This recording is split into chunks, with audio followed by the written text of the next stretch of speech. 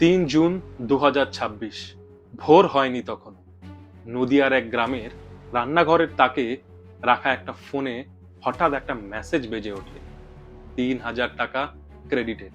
সেই সকালে এমন মেসেজ ঢোকে ২৮ লক্ষেরও বেশি মোবাইল ফোনে, কিন্তু পাশের বাড়ির মহিলাটার ফোনে এখনো কোনো মেসেজ আসেনি। অথচ তিনিও ৫ বছর ধরে প্রতি মাসে টাকা পেতেন।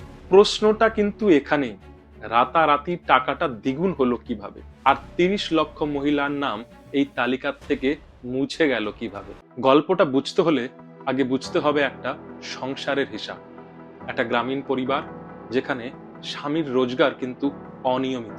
মাসের ২০ তারিখে হাত খালি, বাচ্চার বই, খাতা, পেন্সিল সবকিছু কিন্তু অপেক্ষায় থাকে। তার চেয়ে বড় কথা হলো বাড়ির মহিলার নামে কোনো টাকা থাকে না। টাকা চাইতে হয়, জবাবদিহি করতে হয়। ভারতের রাজনীতি কিন্তু গত ১ দশকে এই জায়গাটা আবিষ্কার করে ফেলেছে। মহিলার হাতে টাকা দেওয়া মানে কোনো সাহায্য নয়, এটি একটি ক্ষমতা। মধ্যপ্রদেশ করেছে, মহারাষ্ট্র করেছে, এখন বাংলা করছে। কিন্তু বাংলার গল্পটা পুরোটাই আলাদা। এই টাকাটা একটা সরকারকে ক্ষমতায় এনেছে, আর এই টাকাটাই একটা সরকারকে সিংহাসনচ্যুত করেছে। চলুন সময়টা একটু পিছিয়ে যাই। ২০২১ সাল, করোনার আবহাওয়ার মধ্যেই পশ্চিমবঙ্গে চলছে বিধানসভার নির্বাচন। সেই সময় শুরু হয় লক্ষ্মীর ভান্ডার নামের একটি প্রতিশ্রুতি, যেখানে মহিলাদের ব্যাংকের অ্যাকাউন্টে টাকা পৌঁছতে শুরু করে সরাসরি। প্রথমে সাধারণ শ্রেণীর মহিলারা পেতেন ৫০০, আর এসসি এসটির মহিলারা পেতেন ১০০০। তারপর সময়ের সঙ্গে বছরই বদলায়নি, টাকার অঙ্কটাও বেড়েছে। ২০২৪ সালে লোকসভা নির্বাচনের আগে সেই ৫০০ টাকাটা বেড়ে দাঁড়ায় ১০০০, আর ১০০০ টাকাটা বেড়ে দাঁড়ায় ১২০০। আর ২০২৬ সালের বিধানসভা নির্বাচনের ঠিক আগেই আবার বৃদ্ধি। তখন ১০০০ টাকাটা বেড়ে দাঁড়ায় ১৫০০, আর ১৫০০ টাকা বেড়ে দাঁড়ায় ১৭০০। একবার টাইমলাইনটা দেখুন, ২০২১, ২০২৪, ২০২৬। খেয়াল করলেন প্রতিবারই টাকাটা বেড়েছে, আর টাকাটা বেড়েছে ঠিক ভোটের আগের মুহূর্তে। এটা কাকতালীয় নাকি রাজনৈতিক কৌশল? সিদ্ধান্তটা আপনার। তবে একটা বিষয় স্পষ্ট, মাত্র ৪.৫ বছরে এই প্রকল্পে খরচ হয়েছে ৭৪,০০০ কোটি টাকা, আর সংখ্যা দাঁড়িয়েছে ২,২০,০০,০০০ বেশি। মানে ২,২০,০০,০০০ বেশি মহিলা এই প্রকল্পের থেকে টাকা তুলেছে। এত বড় প্রকল্প বন্ধ করার ঝুঁকি কি কোনো দল নেবে? তখনই ঠিক বিরোধী দল একটা প্রতিশ্রুতি নিয়ে আসে, মাতৃশক্তি। ঘোষণা করা হলো নির্বাচনে জিতলে পশ্চিমবঙ্গের প্রত্যেকটি মহিলাকে দেওয়া হবে ৩,০০০ টাকা। নির্বাচনের ফল বেরোনোর পরই এই প্রতিশ্রুতি হয়ে দাঁড়ালো অন্নপূর্ণা যোজনায়। ৪ মে ২০২৬ রাজ্যে পালাবদল। ৯ মে ২০২৬ শুভেন্দু অধিকারী রাজ্যের মুখ্যমন্ত্রী। ১৯ মে বিজ্ঞপ্তি বেরোলো অন্নপূর্ণা যোজনার। নিয়মটা সহজ, কিন্তু একটা বড় জিনিস বদল হলো। আগে জাতিভেদের ভিত্তির উপর টাকাটা দেওয়া হতো, এবার কিন্তু আলাদা। এখন সবাই এক মাসে ৩,০০০, আর বছরে ৩৬,০০০ টাকা যায় সরাসরি ডিবিটি লিংকের মাধ্যমে ব্যাংকের অ্যাকাউন্টে। মাঝখানে কোনো অফিস নেই, কোনো দালাল নেই, অন্তত কাগজে কলমে তো বটেই। কিন্তু এখানেই আসে আসল ব্যাপারটা, টাকাটা ঢুকবে কি ঢুকবে না। এর সাথে যুক্ত আছে এনআইপিসি নামক এক সংস্থা। এটা অ্যাকচুয়ালি বলতে পারেন একটি কেন্দ্রীয় সিস্টেম। এটা দেখে আপনার ব্যাংক অ্যাকাউন্ট আর আধার ঠিক মতো ভাবে যুক্ত আছে কিনা। যুক্ত না থাকলে আপনি যোগ্য হয়েও না পেতে পারেন। নাম কাটা যাবে না, কিন্তু টাকাটা ঢুকছে না আপনার অ্যাকাউন্টে। পুরনো উপভোক্তাদের আর নতুন করে অ্যাপ্লাই করতে হচ্ছে না, যাচাইয়ের পর নাম সরাসরি চলে যাচ্ছে নতুন সিস্টেমে। আর নতুনদের জন্য ফর্ম খুলেছে ২৭ মে থেকে বিডিও অফিস, এসডি অফিস অথবা আপনার পঞ্চায়েত অফিস। তাছাড়াও অনলাইনেও আপনারা অ্যাপ্লাই করতে পারবেন। আর সেই তালিকা আপডেট হচ্ছে প্রতি সপ্তাহে। কারা পাবেন আর কারা পাবেন না, এবার সবথেকে জরুরি অংশ।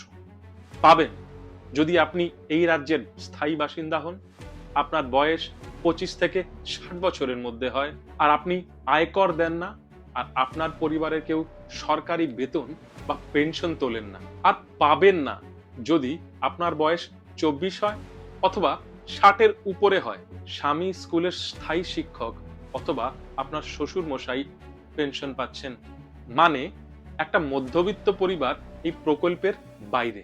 এটা কিন্তু ইচ্ছাকৃত মনে হয়, কিন্তু একটা শর্ত আছে যেটা নিয়ে গোটা রাজ্য উত্তাপ, সেটা হলো ভোটার তালিকা। মুখ্যমন্ত্রীর দাবি প্রায় 30 লক্ষ নাম এই ভোটার তালিকা থেকে কাটা গেছে। কেউ অন্য রাজ্যে চলে গেছেন, কেউ মৃত, অথবা কেউ ডুপ্লিকেট অ্যাপ্লাই করেছেন, আর কারো নাম এসআইআর এর তালিকা থেকে বাদ পড়ে গেছে। সরকারি ভাষায় এদের বলা হয় ASDD, absent, shifted, duplicate or dead. Report বলছে 26 লক্ষ নাম বাদ পড়েছে শুধুমাত্র নাগরিকত্ব আর বাসস্থানের সংক্রান্ত প্রশ্নে। অর্থাৎ প্রথমবারের মতো ভোটার তালিকায় আপনার নাম আর আপনার সংসারের টাকা দুটো একটা সুতোর মধ্যেই কিন্তু বাধা পড়ে গেছে। এবার সেই হিসেব যেটা নিয়ে ইকোনমিস্ট মানে অর্থনীতিবিদরাও চিন্তিত, কারণ 2026 থেকে 27-এর বাজেটে অন্নপূর্ণা ভান্ডারের জন্য বরাদ্দ 36,000 কোটি টাকা। সংখ্যাটা বিশাল শোনায়, কিন্তু ভাগ করলে পুরো ছবিটাই বদলে যান। একজন মহিলা পান বছরে 36,000 টাকা, তার মানে 1 কোটি মহিলা পাচ্ছেন 36,000 কোটি টাকা, অথচ সরকারের লক্ষ্য 2 কোটি। তার মানে বাজেটের অর্ধেক টাকাই নেই। পুরো 2 কোটি মহিলাকে এই টাকা দিতে গেলে অঙ্কটা দাঁড়াবে 72,000 কোটি টাকারও বেশি বা কম কিছু। এই অঙ্কটা কত বড়? এটা প্রায় গোটা রাজ্যের রাজ্যকোষের ঘাটতির প্রায় সমান। আর এই খরচ চেপেছে এমন এক রাজ্যের উপরে যার এই মুহূর্তে ঋণ 7 লক্ষ কোটি টাকার উপরে। সরকারের নিজের হিসাবে এই সংখ্যাটা কিন্তু 8 লক্ষ কোটি। খরচটা খারাপ না, কিন্তু টাকাটা আসবে কোথা থেকে? এর উপায় তিনটে: হয়তো কর বাড়ান, নয়তো ধার করুন, অথবা নয়তো অন্য কোনো প্রজেক্টের থেকে কোপ।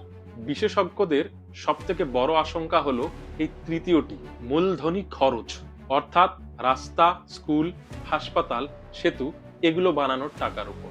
কারণ কল্যাণের টাকা না দিলে কালই টের পেয়ে যাবে, কিন্তু সেতু না বানালে সেটা বুঝতে সময় লাগবে 5 থেকে 10 বছরেরও বেশি। এখানে একটা কথা পরিষ্কার করে বলা উচিত, দুটো দলেরই দু রকমের যুক্তি আছে, আর দুটো যুক্তি শোনা কিন্তু প্রয়োজন।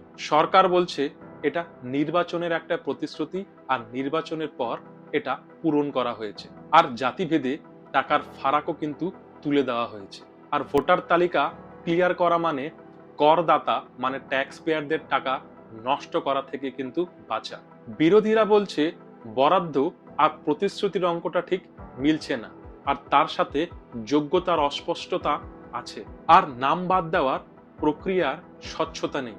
এটা নিয়ে অলরেডি আদালতে একটা মামলা চলছে। তবে মজার ব্যাপারটা কোন জায়গায় জানেন তো? আজ বিরোধীতে যে দল বসে আছে তারা জিজ্ঞেস করছে টাকাটা আসবে কোথা থেকে। তবে এতদিন ধরে এই বিরোধীরাই এই মডেলেই ভোট জিতে এসেছে, আর যে দল এখন টাকা দিচ্ছে তারা এর আগে এটাকে বলতো ভিক্ষার রাজনীতি। দল বদলেছে, যুক্তি বদলেছে, টাকার অঙ্কটা কিন্তু বদলায়নি। চলুন এবার সৎভাবে ভালো দিকগুলো দেখে নিই। 3,000 টাকা শহরে হয়তো অনেক কম শোনায়, কিন্তু যে পরিবারের আয় 8,000 টাকা, সেখানে এই টাকাটা কিন্তু আয়ের 1/3। এই টাকায় হয় গ্যাস সিলিন্ডার, বাচ্চাদের পড়াশোনার খরচা, বাস ভাড়ার খরচা, আর মাসের 20 তারিখের পর যখন পরিবারের হাতে টাকা থাকে না, সেই টাকাটাই কিন্তু এখন সম্বল। গবেষণা কিন্তু বারবার একটা কথা বলেছে, মহিলাদের হাতে টাকা থাকলে সেটা বাজে খরচ হয় না, সেটা স্বাস্থ্য, খাদ্য, আর যখন কোনো প্রয়োজন পড়ে সেই প্রয়োজনে টাকাটা কিন্তু খরচা হয়। আর একটা কম আলোচিত সুফল, মহাজনদের হাত থেকে মুক্তি। নিশ্চিত একটা আয় থাকলে ছোট বড় বিপদে মহাজনদের থেকে হাত পেতে কিন্তু চড়া সুদে টাকা নিতে হয় না। আর জাতিভেদের ফারাকটা তুলে দেওয়া নীতিগতভাবে একটা পরিষ্কার সিদ্ধান্ত। চলুন দেখে নি ন্যায্যতার খাতিরে এর অন্য দিকটা। এটা এক স্থায়ী বোঝা। কোন সরকার এই প্রকল্প চালু করলে টাকাটা কমাতে পারে না, আর বন্ধও করতে পারে না। এটা একটা একমুখী রাস্তা। 2, এটা কোনো কর্মসংস্থান নয়। 3,000 টাকায় সংসার চলে, কিন্তু কোনো চাকরি হয় না। 3, যাচাইয়ের প্রক্রিয়া। ধরুন কোনো যোগ্য মহিলার নাম এই প্রক্রিয়া থেকে যদি কেটে যায়, তার নামটা তালিকায় তোলাটা কতটা সহজ। 4 এবং এটা সবচেয়ে বড়, যেটা কোনো পোস্টারে আপনি দেখতে পাবেন না। এই এত বড় স্থায়ী খরচ মানে আগামী বাজেটগুলোর মধ্যে কলকারখানা, স্থায়ী শিল্প এবং রাস্তা হাসপাতালের জন্য বরাদ্দ টাকা কিন্তু কম হয়ে যাওয়া। আজকের ৩,০০০ টাকার এই দাম কিন্তু মেটাবে আগামী ১০ বছরের পরের প্রজন্ম। তাহলে সামনে কি? ৩টে সম্ভাবনা। ১, বরাদ্দ বাড়বে, ঋণও বাড়বে। ২, যোগ্যতার শর্ত আরো করা হবে। উপভোক্তা ২ কোটি থেকে কমিয়ে ১.৫ কোটির ঘরে আনা হবে। ৩, টাকার অঙ্ক আটকে থাকবে সেই ৩,০০০-এই, কিন্তু মুদ্রাস্ফীতি থমকে থাকবে না। কারণ ইতিহাস বলছে ৫০০ থেকে ৩,০০০ হতে সময় লেগেছে ৫ বছর। পরের ভোটের আগে চাপটা কিন্তু আসবেই। আর তখন প্রশ্নটা হবে অন্য, এই প্রকল্প কি সত্যিই দারিদ্র্য কমালো, নাকি দারিদ্র্যকে সহনীয় করে রাখলো? ফিরে যায় সেই রান্নাঘরে। মেসেজটা এখনো সেই মহিলাটা ডিলিট করে দেননি, বারবার খুলে দেখেন। কারণ ৩,০০০ টাকা তার কাছে কোনো ভোটের রাজনীতি নয়, কোনো প্রতিশ্রুতি নয়। তার কাছে এই ৩,০০০ টাকা হলো মাসের শেষ ৭টা দিন। আর পাশের বাড়ির মহিলার মোবাইলে এখনো কোনো মেসেজ আসে, তিনি এখনো পর্যন্ত প্রতি সপ্তাহে তালিকায় নিজের নাম খোঁজেন। একজনের কাছে এটা স্বস্তি, আরেকজনের কাছে এটা অপেক্ষা। সরকার বদলায়, প্রকল্পের নাম বদলায়, টাকার অঙ্ক বদলায়, কিন্তু প্রতি মাসে ফোনের দিকে তাকিয়ে থাকা মুখগুলো কিন্তু বদলায় না। তাই শেষ প্রশ্নটা আপনাদের জন্য, একটা রাজ্য কি সত্যি এগোয় যখন একটা রাজ্যের কোটি কোটি সংসার রাজ্যের সরকারের একটা মেসেজের অপেক্ষায় বসে থাকেন, নাকি আসল উন্নয়ন সেদিন যেদিন এই মেসেজটার আর কোনো দরকারই পড়বে না?